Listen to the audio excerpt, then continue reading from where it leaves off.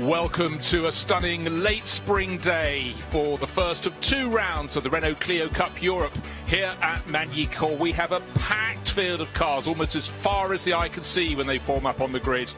And we've got one race today, one race tomorrow, and as you can see, beautiful blue skies dotted with light clouds and a very comfortable track temperature of 17 degrees, rising all the time, air temperature 20. It's a great day at Magny-Cours, the circuit that held the French Grand Prix from 1991 for a good time, and it's always been absolutely loved by the drivers. From that run from the grid to Grand Cours, as you can see, that goes out the bottom right-hand side of the screen, very tricky left-hander that feeds almost immediately into the Estoril corner, a long turn to the right. Absolutely brilliant stretch of track and made for overtaking.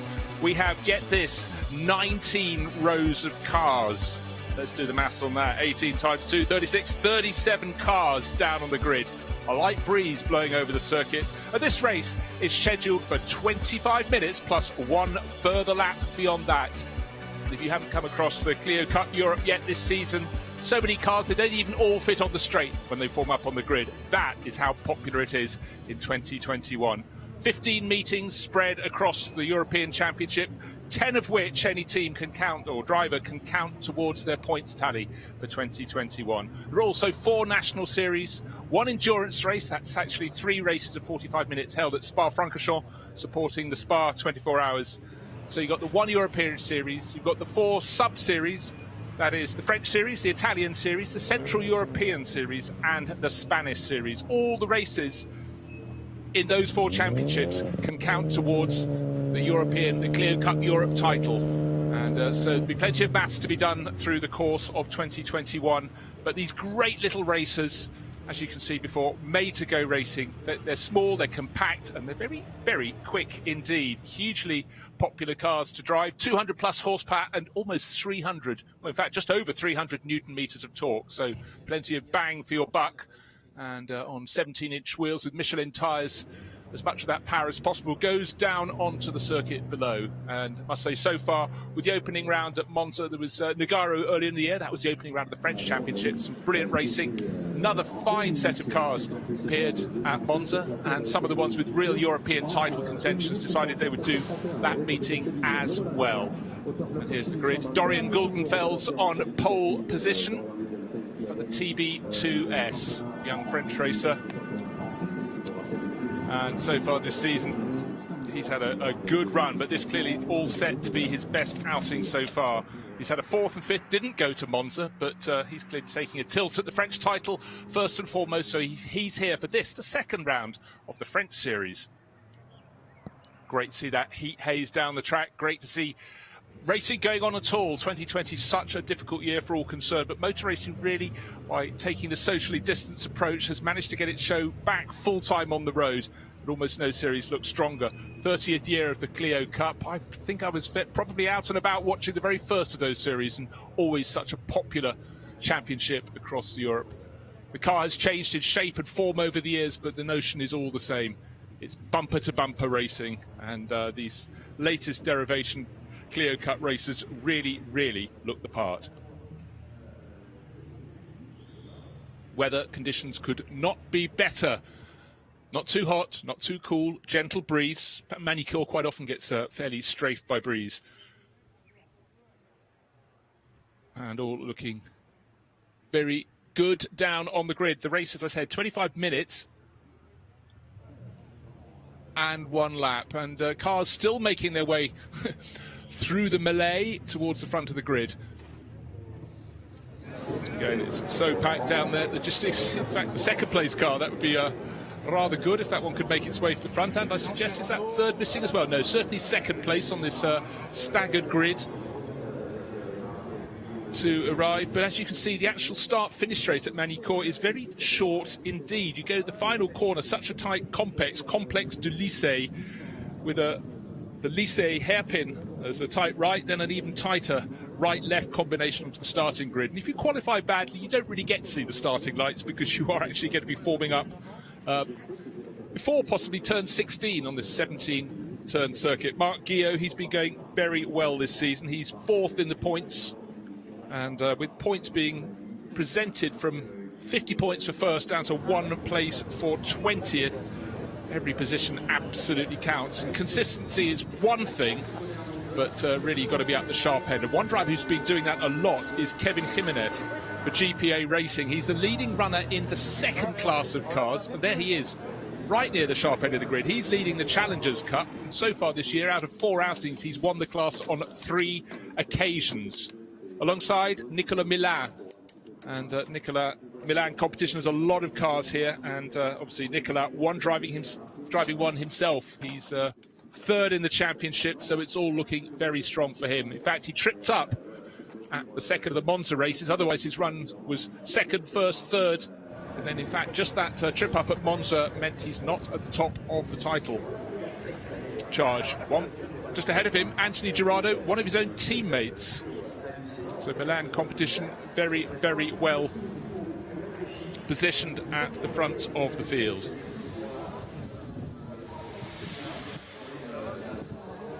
So just to reiterate, the front row is Dorian Guldenfels and Nicolas Milan.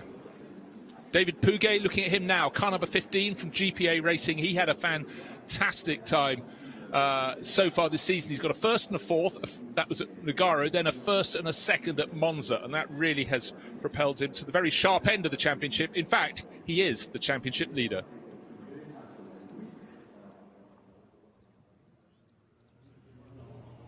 Still a few cars being pushed into position down on the grid.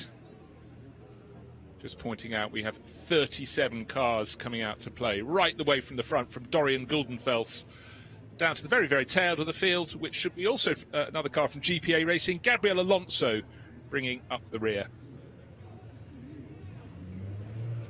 1 minute, well, it says 1 minute on the back of the board. Maybe it says that on the other side as well, but we're getting towards the point at which the cars will need to start heading off on from the grid. In fact, it's just 1 minute on the back of the board. Clearly, with that many people on the grid, it's not 1 minute to go with all those people milling around.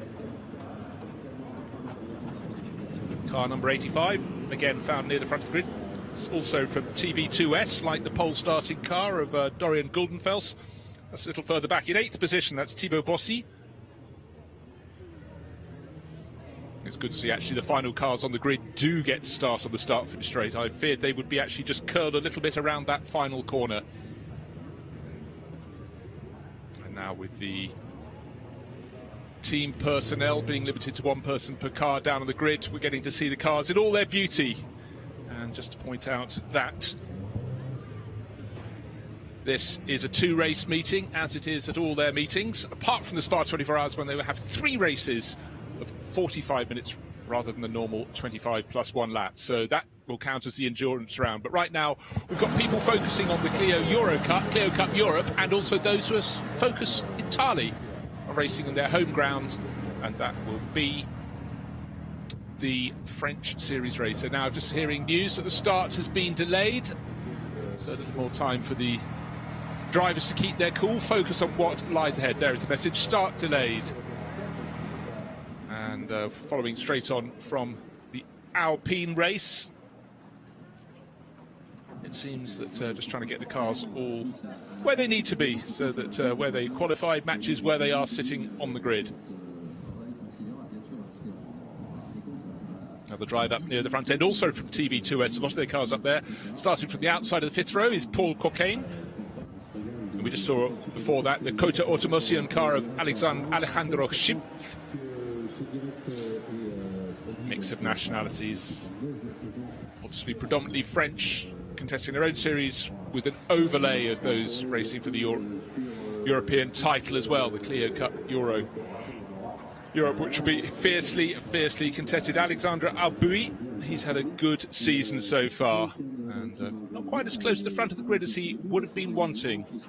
But again, like we've seen a lot of cars from TB2S, GPA Racing, Albuy's team have plenty of drivers down there, and still a few cars having to be shoved a little bit backwards.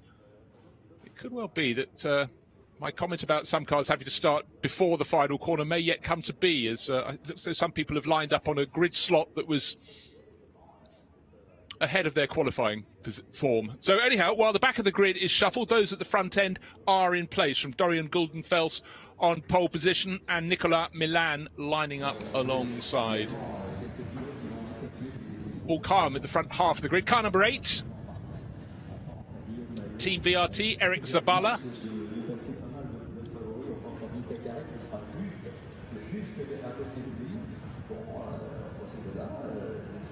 All cool and calm. All cockpits look the same inside, these made-for-racing racers. Team GM Sport, that's Guy Mayo. He's on board, and again, like a number of drivers in this team, they run their own teams and take in other people to compete alongside them as well. Medical car now having to reverse a little bit further back. So by the time we get to this race tomorrow, everyone will know how many Clios fit on the start-finish straight. We know we've got 37 cars, so logistics at the back end. Those at the front end would have been told what's happening, or else they'll be thinking, just got to stay cool and calm. And luckily for them, it's not a scorching hot day in July. So for Michael Carré down there on the grid, door open to get a bit of fresh air, but not necessarily to try and get the heat out too much. Not too hot on board all of these Clio Cup races. Jerzy Spinkovic for Unique Racing, a little further down the grid order, but still competing well. That's the 8th row, and just to let you know, we have 19 rows, so 37 cars. 18 full rows, and just out back, Gabriel Alonso. In fact, I tell you what, it's 19 full rows. We've got 38 cars. I've had my eyes slightly askew. Nicolas Abella, car number 93. That's a good livery, I must say that. Metallic blue, dark metallic blue, looks very, very crisp indeed.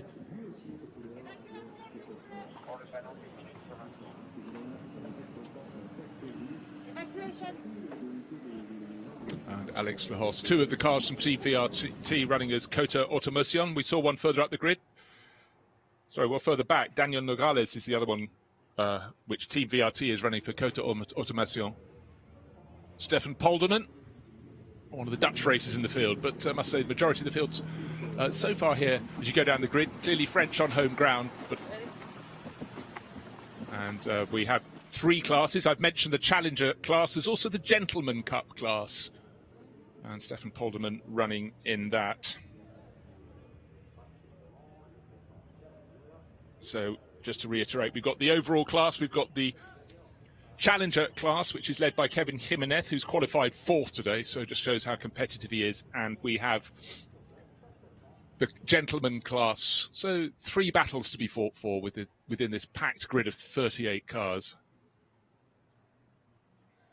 And now it's good looking down from the first corner, that fabulous Grand Courbe looking back down the grid, because the cars are in sort of linear form, 2 lines of cars stretching back as far as we can see into that final sequence of right-left onto the start-finish straight. And of circuits that have hosted a World Championship round in Formula One, it must be said that the start-finish straight at Magny-Cours is probably one of the very shortest. Obviously at Monaco it's not even a straight, it's a slightly curved piece of track. That is the shortest, but here it's very, very short indeed. And now with the board being held up, the drivers will know that the racing will be following soon after one final formation lap. But there is proof the final 4 or 5 cars, not quite on the straight, but certainly primed for the action up ahead.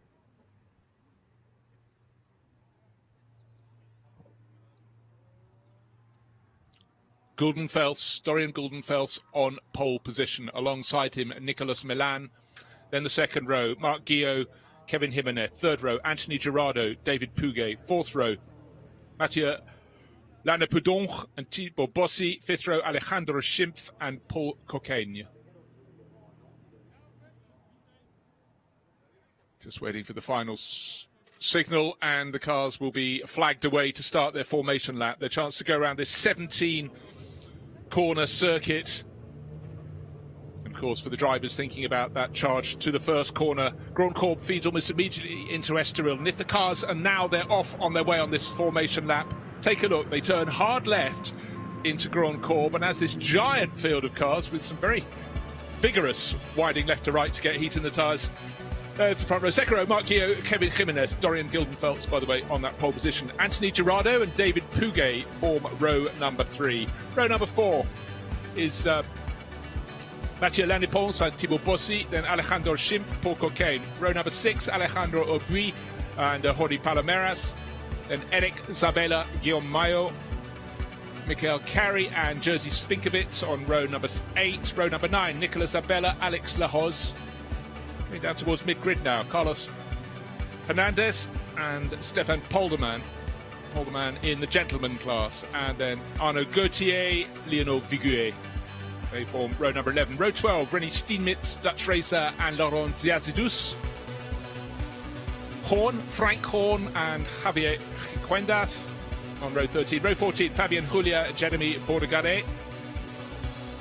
There we go to the next row. It's Gavin Aimable and Daniel Nojales. Row number 16, Ivan Riera and the other Bordegaret, that's Antoine. Then Michel Fay and Yareli Ospanov. Penultimate row, Frederic Billion and Joaquin Rodrigo. And then finally, Guy Frey and Gabriel Alonso. Both in the gentleman class, both at the back of the grid, both hoping to get through that very first little twist onto the start-finish straight. But up front, it's Dorian Gildenfels, who started from pole position, and Nicolas Milan. So for Gildenfels, who's sitting down in 7th in the championship, this is his chance to make up a bit of ground. 25 minutes of racing and one further lap, and there are 50 points for grabs, up for grabs for victory. And don't forget, this concurrently is a round of Renault Clio Cup Europe and also the French Clio Cup as well. 38 cars, 3 classes. The overall class, the challengers class and the gentleman's class. Plenty to be fighting for here at Magny-Cours.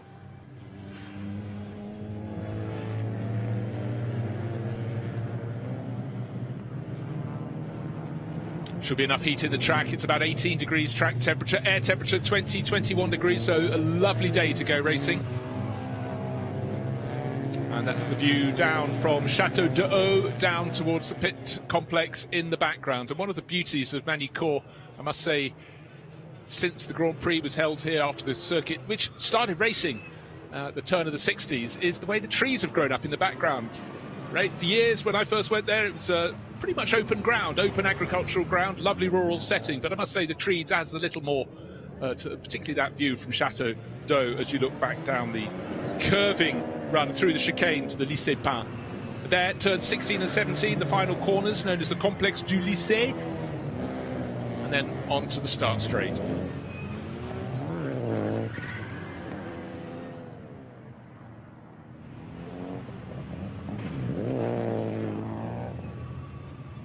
And this championship, just to reiterate, the European Championship, the French Championship, there's a separate championship for the Italians, the Spanish, and a Central European Championship, which in fact is the next round of the Euro Series. Next weekend at Hockenheim, that will also go to the Nürburgring, the Hungaroring, the Red Bull Ring, and to Monza. So a lot of these drivers will be racing each other, not every weekend, but some weekends one group will race, another will join at the following round, according to which of the national championships they're going to be contesting. And overall, of course, they'll be looking to put points in the pot towards the European Cup title. Clio Cup Europe 2021, packed grids, competitive racing, a guarantee.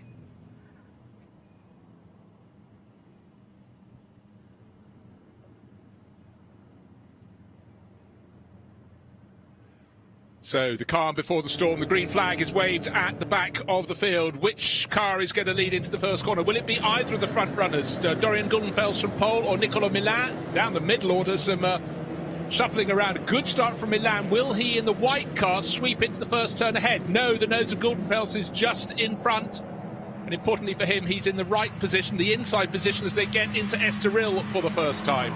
Side by side they go. Who needs to be one after the other when you can be side by side? Nicolas Milan, very, very bold indeed. Can he keep it? Can he brave it around the outside? Well, he's, again, got his nose right alongside, and in fact, tucked in behind. There's a great slipstream as they go up through the little kink at Gulf. There they are now. I often think it's a straight the whole way to Adelaide. It isn't, and Milan takes the lead with the push from behind. It was almost like IndyCar style drafting, and our pole starter is on the left of the screen. He's tried to hold on to second place, but Gildenfels is being muscled out, and I sense that was Marc Guillot or Kevin Jimenez who is moving up into second place, just waiting for confirmation of that as they go down the sweepers to the bottom of the hill, to the 180 turn at the bottom, through chicane halfway down. That's the Nürburgring chicane.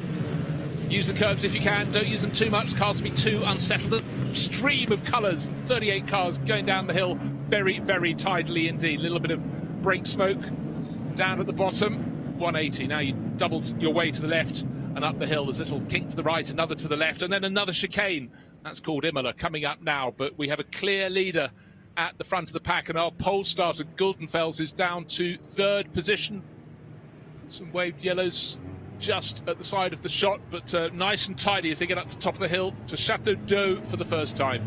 To the right, and then down the hill they will start to descend down towards the end of the lap. That's why we had waved yellow flags. One faller side on against the track, and unfortunately that's brought out the safety car coming out. So unfortunately we had a little delay on the grid, but one car tucked away at the side of the track just there, and one has to presume it probably takes two to tango on the opening lap of a 38 car field. Safety car incredibly quickly into positions. As the field came down the hill, they saw the side, and the clear that safety car that's leading them around got to the head of the pack before the field got through that final sequence of corners. So well behaved, all the drivers there. To be honest, one faller among 38 starters in a one-make series at a circuit where overtaking is actively encouraged by the format of the lap. That's very, very good driving by all concerned indeed. And I think it's Lionel Viguier who is the driver who looks as though he's lost out. Just waiting for confirmation of that. In the bright yellow car. Lionel in car number 16. He was starting mid-order. It's always a favourite position from which to be removed from a race. That was early in the lap. That's the exit of Estoril, where drivers were trying to be bold around the outside. We saw Nicolas Milan taking the outside there, trying to get around Dorian Guldenfels, the driver who started from pole position.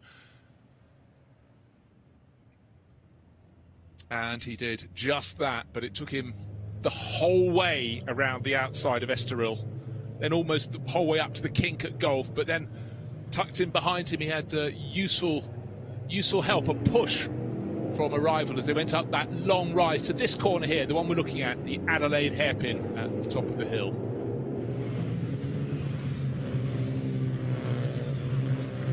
So for the drivers, it's keep it cool, keep the heat in the tyres, keep the heat in the brakes, or get the heat into the brakes. Next time they come down the hill here to what we were seeing there, the Nürburgring hairpin, and then down to the 180 at the bottom of the slope, they'll be wanting to be back up at full speed and overtaking all over again. So it's Nicolas Milan from Kevin Jimenez, the driver who's leading the Challenger class. He was the one who tucked in behind Milan as they went through Estoril on that opening lap, and then he used the toe to get up the outside. Guldenfels tried to hold the inside line into the hairpin at the top, the Adelaide hairpin, but couldn't make it stick. So he's fallen back to third place overall.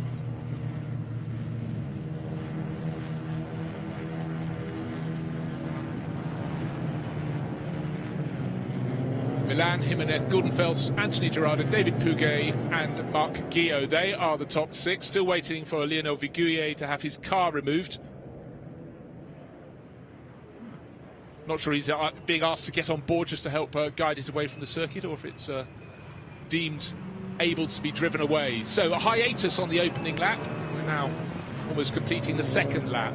So just to reiterate, a spinner at the exit of Estoril led to the safety car. Let's look back at the start. It looked like a tidy start from the left of the screen from Dorian Guldenfels. He's on pole position, the all-white car, Nicolas Milan alongside the pit wall.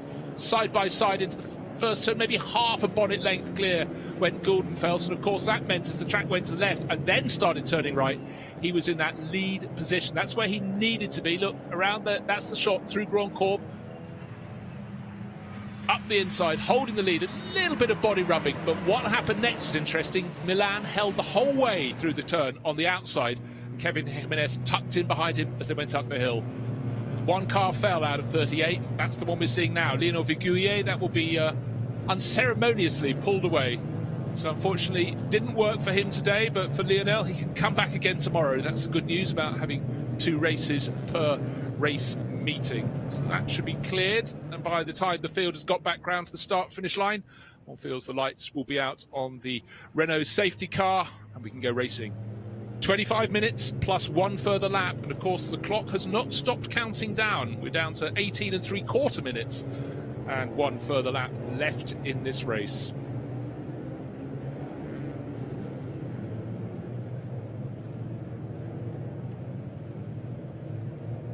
So it really has been a case across all these classes. Well, look at that. The red drivers with red behind their name are in the Challenger Cup class, and Kevin Jimenez in second place is leading that class comfortably. And Stefan Polderman, we saw him on the grid. He is down in 17th place, but he's top in the Gentleman Cup class.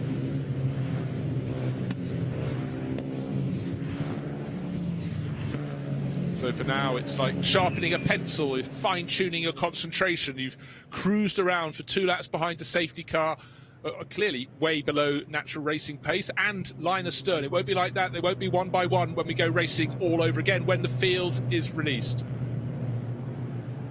And for Dorian Guldenfeld, started on pole position. His is the white and red car running third in the pack. He's determined, surely, to try and make amends. Lights still flashing as they exit Chateau d'Eau. Maybe they're going to have one further lap before we go racing again, because certainly it's being left very late indeed before those lights are switched out. When they're out, the drivers know that they can take a look at the start-finish line, but no, clearly going for one further lap behind the safety car. It must be very tight indeed. And it does mean for the drivers that got their way to the front or gained positions, they've got less time to defend it than they would if they went full racing this lap. But one further lap behind the safety car. That's 3 laps now on the board.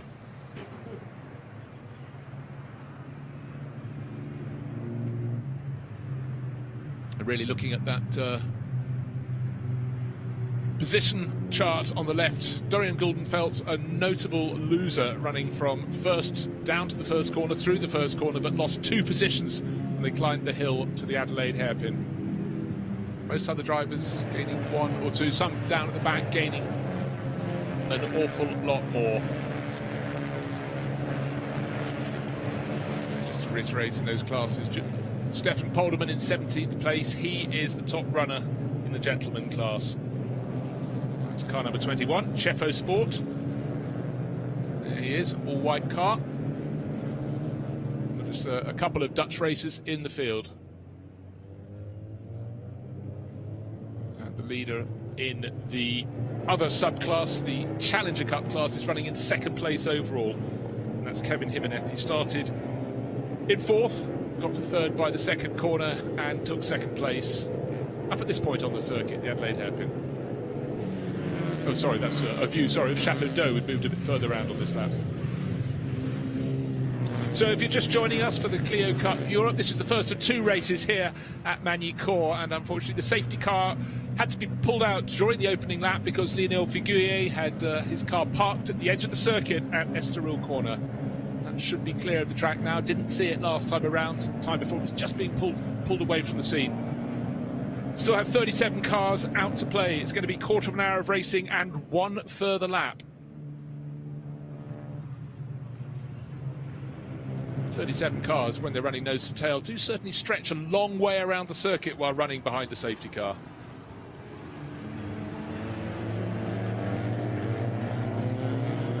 Magny-Cours, such a famously smooth circuit when it was launched. The drivers thought it was a bit of a novelty in 1991 not to be bobbled around in their cars. And now, on one sense, the restart is going to be upon us because the race leader, Nicolas Milan, hanging back from the safety car. Safety car in this lap, the lights have gone out. Nicolas Milan had spotted that. He can control the restart, but it's such a difficult one for anyone else to chase because the final 3 corners, 15, which they've gone through, 16 and 17 onto the start and finish straight, so hard to get close to someone. But in behind, they're nose to tail, bumper to bumper as they bounce over the curves. But certainly advantage Nicolas Milan. He made that brilliant move on the opening lap and he's reaped the benefit from that on the restart. In behind, very, very tidy indeed. But really, I sense the moves after the restart most likely to come at the top of the hill. Through Estoril they go, the corner that keeps on going and going and going. And now Dorian Guldenfeld's being challenged by Anthony Gerardo, who goes out wide. Loses grip, puffs up the dirt, and from 5th place it looks so we may be having David Puget gaining position. Yes, that was unfortunate, and trying to get 3rd place from Dorian Guldenfeld, dropping a wheel into the dirt, lost momentum for Anthony Gerardo. No problem for Milan, no problem in second place for Jimenez. Guldenfeld still in third position, but I sense they're starting to bunch up on his tail. Fourth, fifth, sixth, right with him. But it's Milan all the way at the moment. Oh, close racing down the middle order as well as the exit Adelaide. Much missed corner when Formula One stopped coming here. So good to see it in use last year. Fierce racing down in the pack. 30 years the Clio Cup. The cars may change in shape, but the nature of the championship has never altered one iota. It just gets better and better, and the racing has always been super tight. Just starting to look for movers in this lap, and Nicola Milan just put in a very good middle sector of the three just to try and squeeze a bit of an advantage over Kevin Jimenez, but Jimenez was very fast in the first part of the lap, so it's a little bit of give and take, but nothing more than a tenth of a second between them in terms of pace. Here's Milan coming down the hill, second place Jimenez, third place still our pole starter Dorian Guldenfeld, and Anthony Gerardo started the lap in fourth position, is still there, but only just after that moment where he dropped his tyres into the dirt on the exit of one of the turns and just lost that tiny bit of momentum. Guldenfeld has been shuffled down the pack. Halfway around the lap he lost a bit more position, and in fact it's now Gerardo into third, Puget fourth, and Marc Guillot into fifth, and there they are, Renault Clio's three-wheeling. You can say that any time you want. That's how they've been over the decades. Still wonderful to watch. Yes, there's the red and white car in sixth place now. There's one in third and one in sixth, but they've sort of swapped around a bit, because the one in third is Anthony Gerardo, teammate to the race leader Nicola Milan, and Dorian Guldenfeld, his was third at the start of last lap, then down to sixth. Guldenfeld's pulling out, trying to regain a position as he comes up to the top of the hill. Not happening for him, and in behind, in fact in third position it's now started to get third, fourth, fifth, sixth, seventh, nose to tail in the order. Gerardo, Puget, Guillot, Guldenfeld still trying, and Thibaut Bossy over Jimenez, who's sort of quite safe in second place at the moment.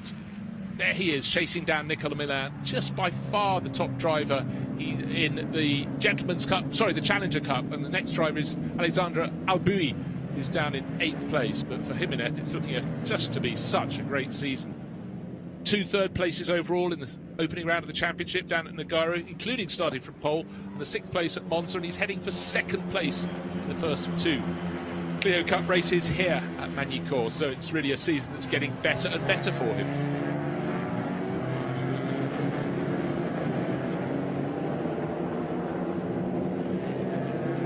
Those first 2 of Milan and Kevin Jimenez have about 3/4 of a second between the pair of them.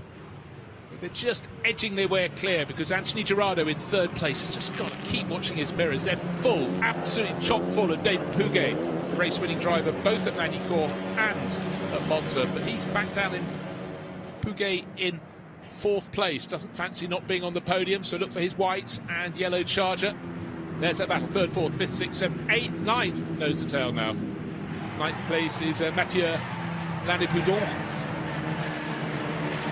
And you can just imagine the tow the driver at the back of this pack is getting as they go up the hill. The Renault Clio looks sleek, but you can really get a great hole in the air in front of you. He's got a 6-car train in front of him. 10 minutes to go, plus 1 further lap. Challenge for 3rd place being resisted for now at the hairpin. Anthony Gerardo holding off David Puget. Puget alongside as they run down the hill, but with those little tucks in behind, because he knows there are little swerves as you run down towards Nürburgring.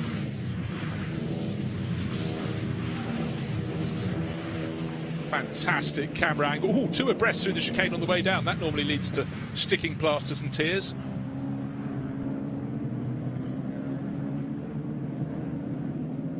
So David Puget just set the fastest opening sector of anyone. He's running in 4th place. He's all over the tail of Anthony Gerardo, but Marc Guillot has decided he wants to make it, well, gosh, for Milan competition. Nicola Milan leading the race, 3rd place in one of the other cars. Anthony Gerardo, the 3rd of the Milan competition cars. Marc Guillot in 5th. And down in 9th place at the back of this pack, the fourth runner for Milan competition, Mathieu Poudon. So what a day for the team, but most notably for the top man, Nicola Milan. He's just looking safe at the front of the field. Kevin Jimenez leading the Challenger Cup class, equally safe in second place. But it's what's going to happen in this battle for third that really is going to be intriguing in the final 10 minutes or so. And in fact, as I say that, we've suddenly got a bit of a break. Anthony Gerardo has finally shaken off David Pouget. Sorry, in fact, David Pouget has come up past Anthony Gerardo. Sorry, the yellow car got past the red and white one down at the bottom of the hill, so great move for him.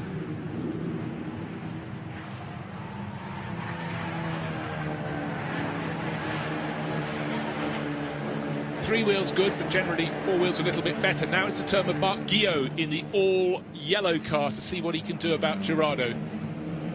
Third place always was the battle that really was the super exciting ones. Those first two just sitting on those small margins that may be enough. But as I say that, suddenly Kevin Jimenez, the white and blue car, is coming under pressure, under a challenge up to the hairpin at the top of the hill, half a nose up the inside from David Pouget, and he makes the move stick. Up into second place he goes. There'd be good laps for Pouget. Fourth became third became second, and now Nicola Milan will look in his mirrors and go, oh, good grief, it's that man Pouget. He was so quick. Racing against me at Nogaro when he won one of the races, and again at Monza. So for Milan, well, he's got a margin of about 1.25 seconds, but will that be enough over Pouget? Pouget's not only caught him in terms of position, but also in terms of distance. He's closed in. He's deposed two others. Now, for Pouget, he can actually focus on his racing, which seems a strange thing to say, but of course when you're overtaking, you're just trying to overtake the car in front. But now he can just concentrate entirely on putting his car where he wants it as he chases off after Nicola Milan.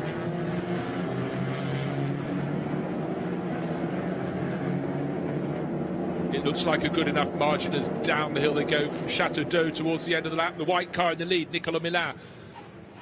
He took it 2 corners into the race. Then there was the safety car period. He controlled the restart very well indeed. Now, instead of having Kevin Jimenez behind him, he's suddenly got David Pouget, who's the driver on the move. What's the gap as they cross the start-finish line? We'll know any second now. I reckon it's about 1.5 seconds. Jimenez just half a second further back in third place. But the clock ticks down and Nicola Milan in control. But the last time they were round, it was 0.4 seconds gained by the chaser. Will that be enough? He'll be able to get on, possibly onto Nicola Milan's tail, but catching is one thing and passing quite another.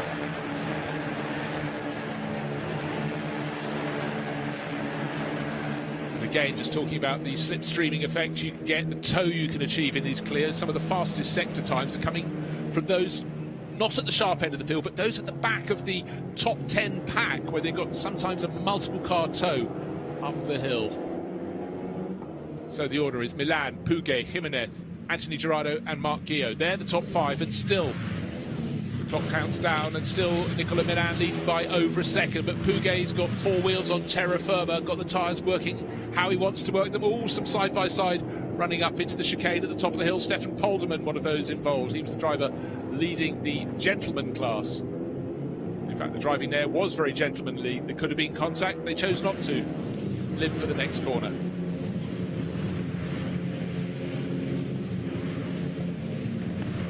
And if you can't get through the chicane, cut right across it. So 2 teammates on the run down the hill there, but for Polderman, another Chefo Sport car alongside Juan Carlos Hernandez, decided maybe to make a little space for each other. The cone sitting at the side of the circuit, that's clearly been removed from somewhere and placed there by drivers running a little bit wide, but no such problems for our race leader, Nicola Milan. 1.5 seconds to the good. And car 55, that's Rennie Steenmetz, another Dutch racer, one of the other Chefo Sport cars, all starting around that middle order, alongside Nicolas Abella as well.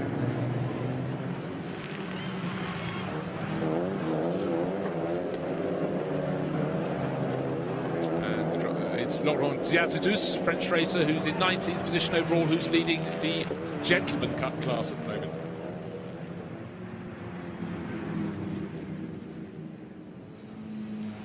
Oh, we're about to see a change of position within the top 5, side by side.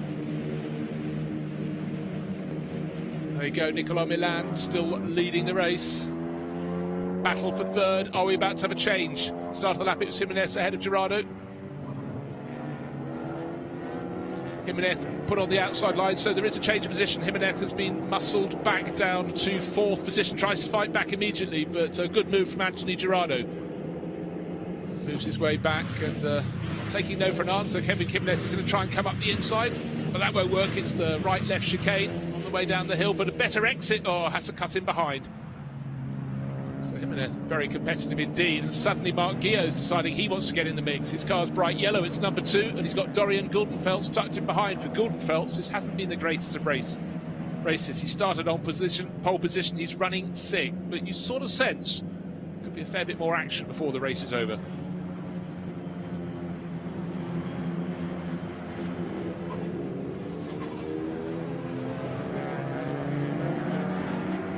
A bit of tyre squeal as the cars get back down to the deck after bouncing over the curbs and the chicanes. Squeals of protest, but these Michelin tyres are absolutely tip-top for these cars.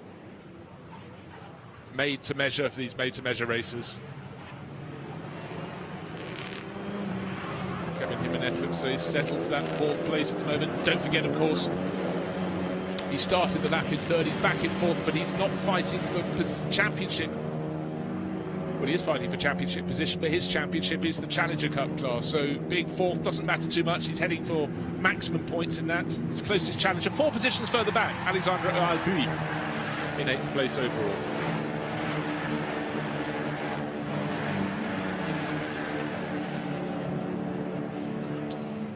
But it was a better lap from David Puget in 2nd place. He gained another 0.4 of a second. Look, the clock says 2 minutes 10 seconds, and there's one further lap beyond there, but he's within 0.9 of a second, 1st to 2nd. Nicolas Milan, look how it's come down, a third of a lap, a third of a second, 4/10 of a second, being the reverse order.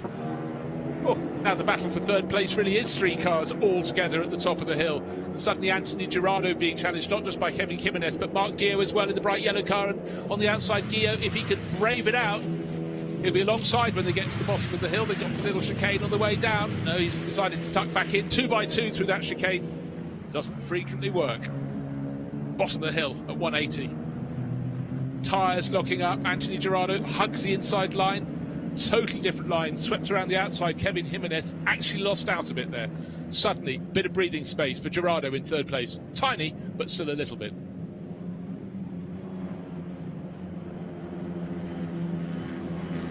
Dorian Guldenfeldt tucked in behind Guillot, may be able to claim a place back. And don't forget, points go the whole way down to 20th position overall. And then in the subclasses, the Challengers Cup class and Gentleman class, instead of having 50 for 1st, down to 1 for 20th, they start at 25 for 1st position in class and down to 1 position for the 10th driver in that particular class. Down in the midfield, it's the opening lap of the race, still running in 2x2 formation, having just such fun on this great circuit. 17 turns, very few, very similar to anything else, everything a challenge. Hairpins, tight corners. How's this for the end of the lap? 15, 16 and 17, not everyone takes the approved route, and there will be driver penalties if they do that too frequently, but the clock has nearly got to the end of 25 minutes. We'll have this lap and one further lap beyond, because obviously Nicolas Milan covered the ground already.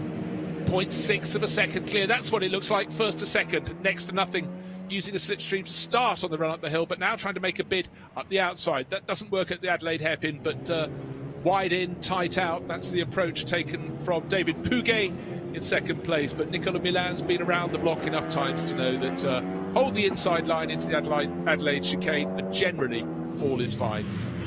You've got to defend, not too much longer to defend for, and suddenly Kevin Jimenez back into 3rd place alongside Anthony Girardot, cutting the corner, may have to give the position back, but finding himself 2x2, left him on the outside line, in behind Dorian Guldenfeldt, locking up right on the tail of Marc Guillot.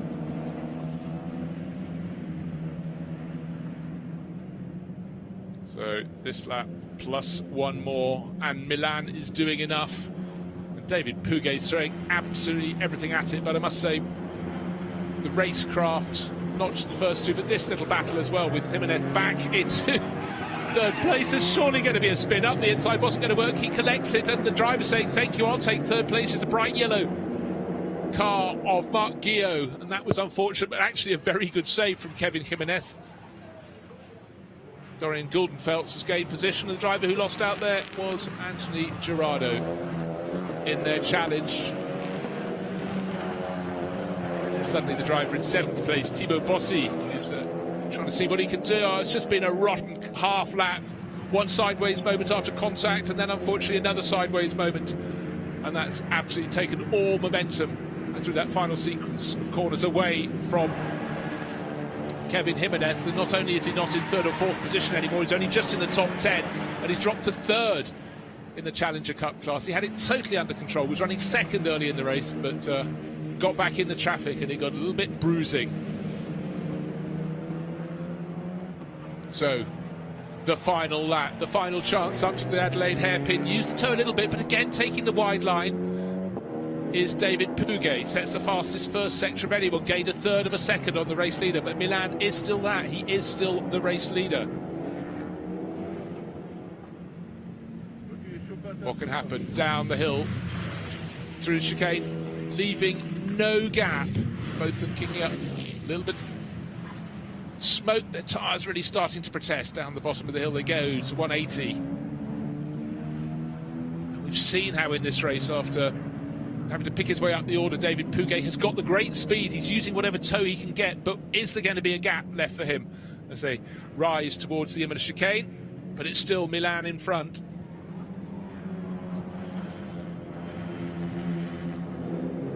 Still Pouget behind. What can Pouget do? He's desperately trying to find the outside line at Chateau d'Eau. Unless he's got a better exit from the corner as they now start to sweep down the hill. He's almost side by side, but importantly, Pouget's on the correct side when they get to that final sequence of corners. There's a right followed by a left-right complex of corners. He's got his nose in front, brakes. Is it too late? Down into that final corner. Yes, it is. He runs wide and up, having taken the lead with just 2.5 corners to go. He's lost it again. Milan comes through from Pouget. What a great little scrap there. And to have the positions changed. And in behind, Marc Guillot is just going to do enough to take 3rd position. And Dorian Guldenfeldt tries to fight back. The pole starter fell to 6th, got back to 4th. Anthony Girardo, he'll be ruining those last few laps. He's down into 5th place. Who's going to win the championship, the Challenger class? Alexandre Albuy has got that in the bag. Kevin Jimenez, he ended down in 9th. He had been 2nd, so cruel for him. Well, what a great race. Absolutely from start to finish, something was happening. Overtaking was, one of the drivers was pulled off just after the start-finish line. Maybe something untoward there, but a really clean race. And Nicola Milan deserved it. Great overtaking manoeuvre on the opening lap, and really made it stick. But the racing behind was absolutely as far from predictable as you could imagine. Some great results for those who moved their way through the order. Gentleman Cup class, by the way, 19th overall. It's also, has it just changed there? Yes, 18th place overall. Laurent Ziazidis, car number 78, so congratulations to him. 2nd in class was the driver racing under the pseudonym of Horn. He was 19th overall. And Javier Quiquendath in 79 was 3rd in the Gentleman Cup class. But just to reiterate, Nicola Milan really had to work for that. Great charging from David Pouget, but resisted. Looked as though he just lost it on the penultimate corner, but somehow he got the braking done, and the late braking David Pouget ran a little bit wide. The positions changed back again, and Milan takes the day. So congratulations to the man with his name on the team door. Let's take a look at the results. Tight at the end, 0.216 of a second, nothing. Nicola Milan there leading home from David Pouget, and you can see the mix of one of the Milan cars came in 3rd place as well. That flag for that was Marc Guillot. Dorian Guldenfeldt for TB2S. His teammate Thibaut Bossy tucked in behind. Alexandre Albuy in 7th. Mathieu Lanepudonx, and Albuy in 6th, by the way, took the Challenger Cup class. And we look to the next screen before we find the winner of the 3rd class. Let's go over to see who won that class. There it is, the black background to the number. And it's Team Lucas, and it's Laurent Ziazidis in this 38-car field, and he just won that class from Frank Horn and Javier Cuquendas in 21st overall. That brings up the podium finishers in the gentlemen's class. But what a cracking race. Brilliant race. You can't wait for tomorrow's, because this circuit is made for these Renault Clios, and the Renault Clio Cup Europe looks in fine form in 2021. So congratulations to all concerned. It was a very, very busy 25 minutes plus one extra lap of racing. Cars looked great. The driving was really, really brilliant. So few incidents between the drivers. Really fair and square racing. They feed their way back into the pit lane and then into the paddock beyond in this incredibly crammed race meeting. There are the top three finishers. Nicolas Milan, his white car, right in the middle of the screen. Car number 50 for his own racing team, Milan Competition. Car number 16 is the white and yellow car in second place. That's from GPA Racing. It's David Puget. And then Marc Guillot, the all-yellow car number 2, meets his team boss there and says, that wasn't a bad little run, was it? Saw it all happening from behind. And certainly, bar Nicolas Milan being challenged on that final lap, he was the only one who didn't have to do any overtaking after the second turn of the opening lap.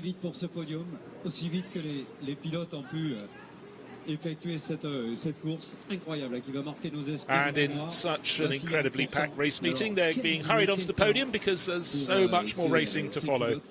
That was most important, being in heart of France. There's a quick lunch break to follow, but then much more action on the track this afternoon. But I think all concerned in that 38-car field should be very, very proud indeed. I wonder, after 30 years, the Renault Clio Cup is still as popular as ever. In fact, probably more so by such a packed field of cars. 9 cars in front of the podium. That's the 3 overall top 3 finishers, then the 3 finishers in the top 3 positions in the Challengers Cup class, and then the 3 top gentleman racers tucked in behind them.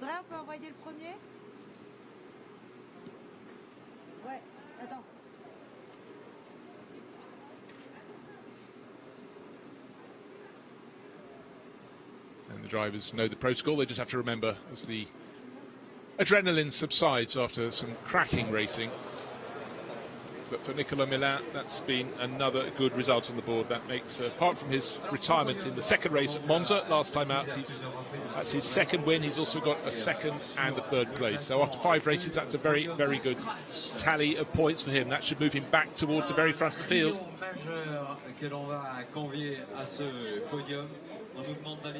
Nicolas Milan came here in 3rd place in the championship with 1 drop score so far, but now he's banged in 50 points for coming first. That's great. But out in 3rd place, Marc Guillot, his teammate.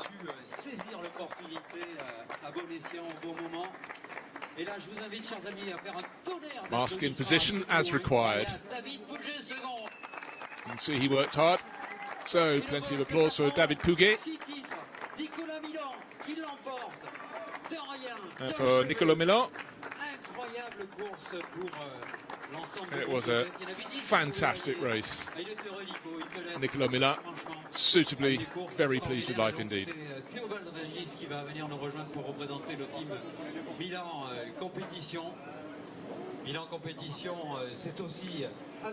And a representative from Milan Competition.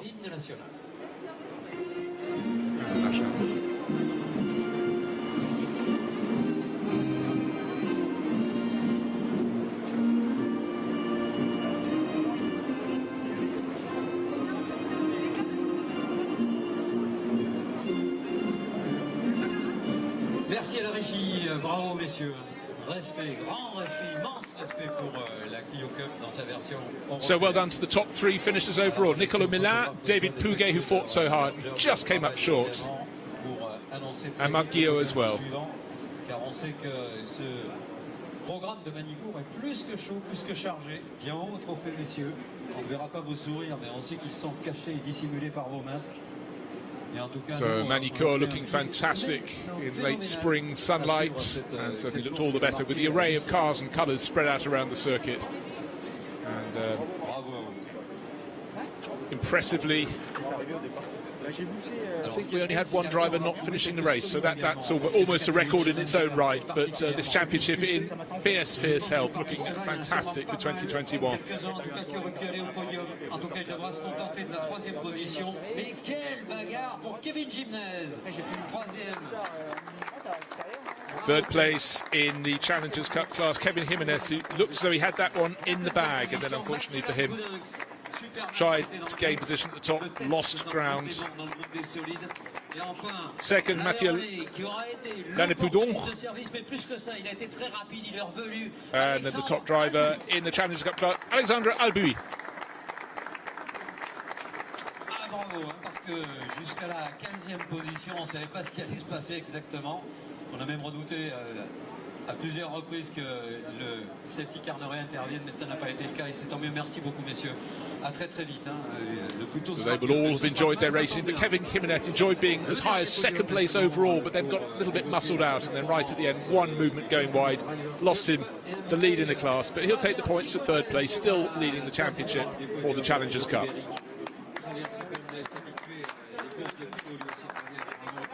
And welcoming the drivers out in the Gentlemen's Cup class, car number 79, driven by Javier Coquendef. Driver of car number 88, Horn. And the driver who takes the Gentlemen's Cup class, car number 78, Laurent Ziazidous.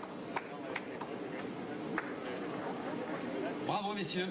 There it is. Congratulations. So for Team Lucas, maximum points there from Laurent Ziazidous in the Gentleman Cup class. It was fast, it was furious, and it was very, very entertaining. More again, same again tomorrow. Full field of cars, guaranteed racing excitement.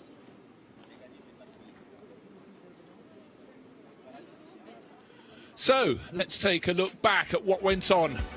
25 minutes of glorious racing, and from pole position, Dorian Goldenfels with the red flash on his nose, just got his nose in front of Nicolas Millin in the sweep around to the left at Grand Courbe. He then held the inside line for the corner that followed Estoril, and that was very important indeed. But Nicolas Millin, look, he's in the all-white car on the outside, stayed on the outside. Did they touch? Did they not? Round the first turn, into the second, through the second. Millin braving it out, and at the back of the pack, Linon Viguier got spun to the side of the circuit. That brought out the safety car. Just to point out, Nicolas Millin had just got in front when that happened. He controlled the restart, and in behind, Dorian Goldenfels running a little bit wide. He lost position several times. The driver that started from pole eventually got shuffled back under pressure down to 6th place. And then he started fighting back all over, and look how tight it was. Anthony Girardeau right in the mix, and sometimes on the circuit as well. Running wide doesn't always work. Marc Guillot with the all-yellow car number 2, really enjoying the push and shove. Places certainly not changing every corner, probably every second corner. This is Kevin Jimenez fighting and just being shoved a little bit wide. Girardeau goes up the inside. Jimenez at this point down to 4th, down to 5th, but still leading the Challengers Cup class. And in behind it was side by side, 2 by 2, wherever possible. Not everybody got round the track in every particular lap, and there is a moment where it all went just a little bit sideways, but somehow, having held on, the driver who then lost out was the one in front. That was Kevin Jimenez. 3rd place, became 4th, became 5th. He went down the pack, another twitch at the final corner, and that was him dropped down to the tail of the top 10. He lost the class, then the overall lead. Nicolas Millin got it back at the penultimate corner. He came through and he took victory from David Pouget. It was absolutely brilliant racing. We're doing it all over again in the Clio Cup tomorrow. Join us.